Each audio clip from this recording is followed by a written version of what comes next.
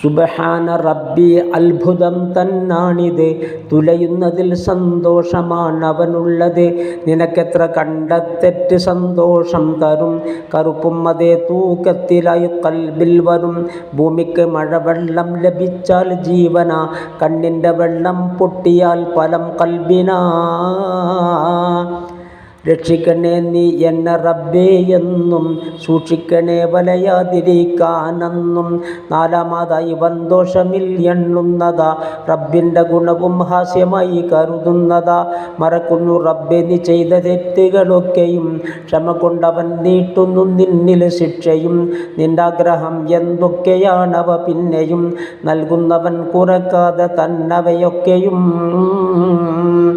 ഇത്യാദി ഗുണവും അറ്റമില്ലാത്തെണ്ണമാ, അത് പുച്ഛമായി കരുതുന്ന കുറ്റം വണ്ണമാ.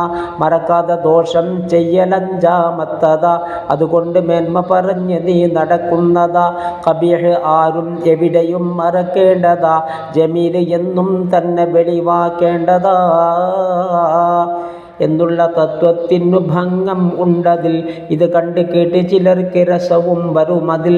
ചെയ്യുന്ന തെറ്റിൽ മോഹമന്യന് നൽകലും, ഇത് കുറ്റമായി രേഖപ്പെടും അത് നിന്നിലും. അതുമാത്രമല്ല മുനാഫിക്കിൻ്റെ സ്വഭാവമാ, സൂറത്ത് തൗബയിൽ നിന്ന് തന്നിത് വ്യക്തമാ. അവനുള്ള താവളം തന്നെ നാളെ ജഹന്നമാ, ഇത് നോക്ക് സൂറത്തുന്നിസായിൽ സ്പഷ്ടമാ. ആറാണ് ദോഷം പണ്ഡിതൻ ചെയ്യുന്നത്, അവനോട് പലരും തുടരുവാനിടയാണത്.